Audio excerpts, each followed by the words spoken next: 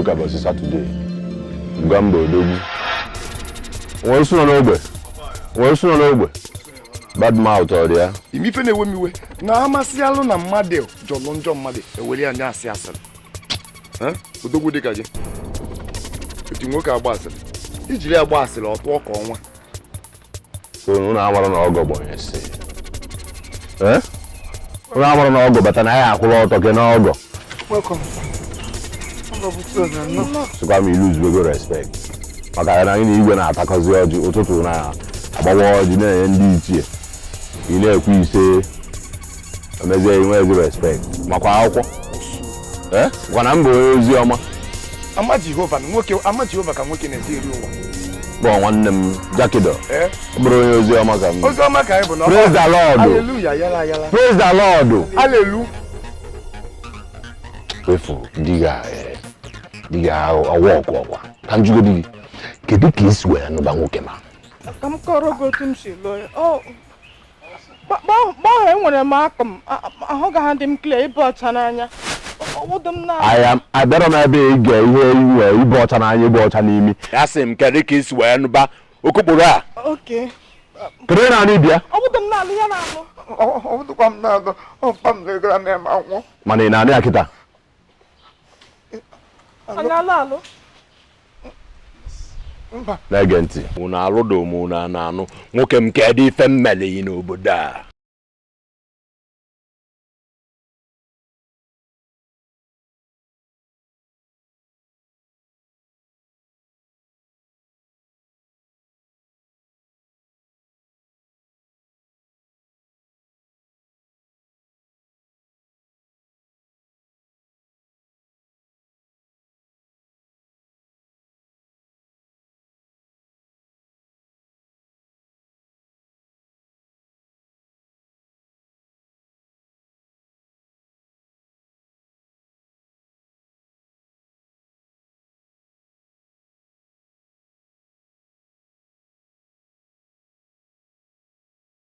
Ebe anwa nwanne ba regime change kwa regime sukwa regime asịrọ ebupụta register check ọbụna ọmụ Mugambo bụ the oldest asị mgbawa ọba ya wawa nya ka ịchọ ka nna achịkwa ebe anwa jere esi rọdụ n'imi ọ dị mma na nwaanyị na-azụ okeke ka nna ajụ ọ dị ọkwanụ mma ma ṅalị ya utu n'ọkụ dị kedu ife mmele ihe mbịakwa bụ question and answer nna ajụ gị ị na-asa m kedu ife mmele gị ajụọ m gị ya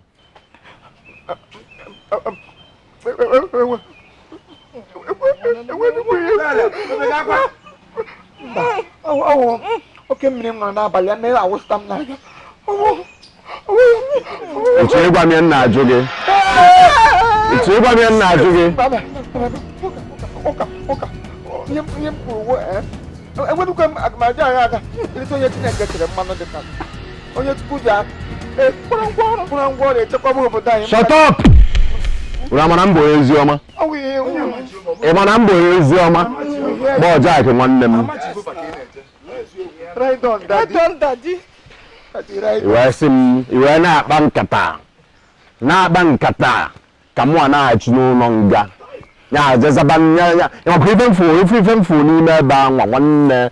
Bụrụ mmadụ ya agwaghị n'obodo adịrọ mma. Bụrụ mmadụ ya agwaghị na Nigeria Council Ruga Settlement na ahụ. Maka chọrọ ka mme ebe a Ruga Settlement n'ime ebe a akansụl ọnya ozugbo n'isi m ka eji kansụl ọnya. Segbu na biko. Gbangba. Ịma n'iru chọọchị anyị wụ ministri azụ ya wụ na-apụ na nyelụnụ m aka na ana m adịwa lesbis ka m lụtọpụ ọlụ a na-apakwa m ji n'ọba. Achọrọ m ifu ka faisi ịmago enwere ka ihe esi lee mmadụ nwee lele fikọ anọ na afikọ na-eshek ana achọrọ m ifu ka ndị ọgọ m si eshek na afikọ ma nlefia so nle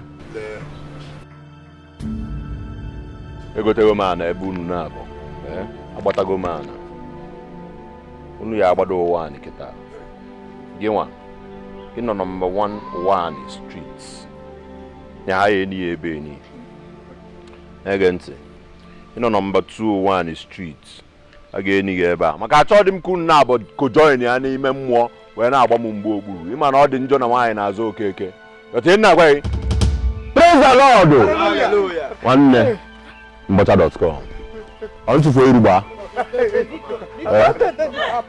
Tupu ga agba ka mpesịrị ite.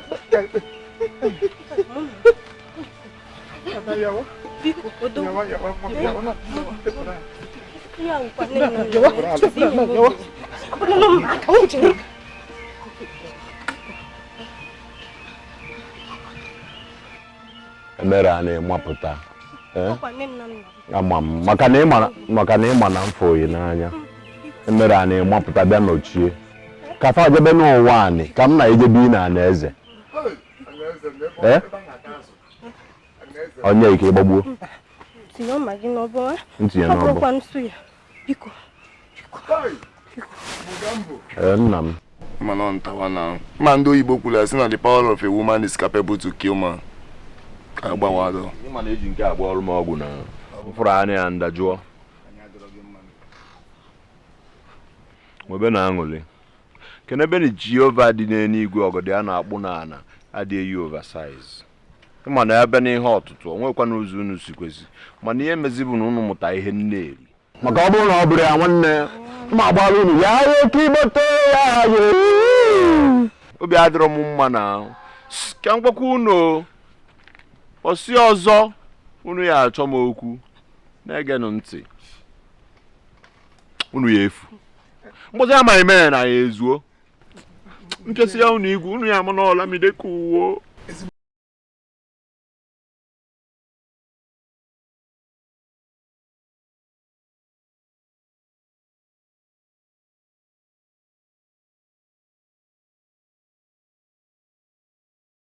Praise the Lord. Bye bye. Awawa biko. Awawa.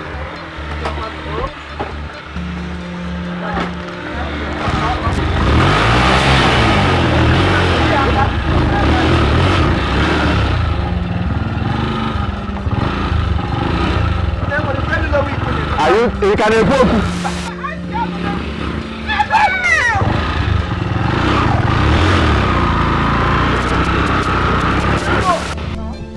Sawa go on onye ke na asa. Yin ke na asa ifo. Come on sali ya bịa boy so.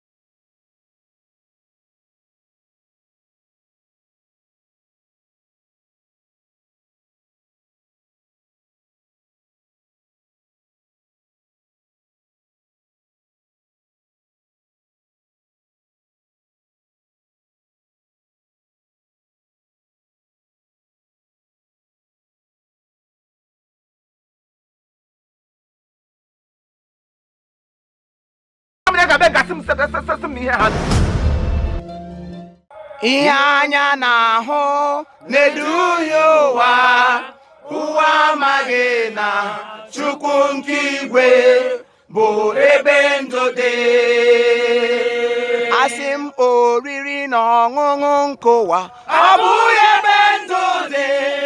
Ịkpọasị na mma nke ụwa ọ bụghị ebe ndụ dị.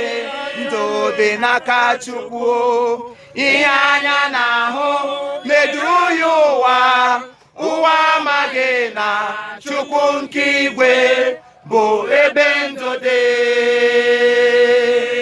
Ihe anya na-ahụ na-eduhie ụwa amaghị na Chukwu nke igwe bụ ebe ndụ dị. All right, thank you very much. This is Chief Imo and his crew. We beg all of you to keep subscribing to our channel, Chief Imo Comedy on YouTube. As you do that, God will bless you.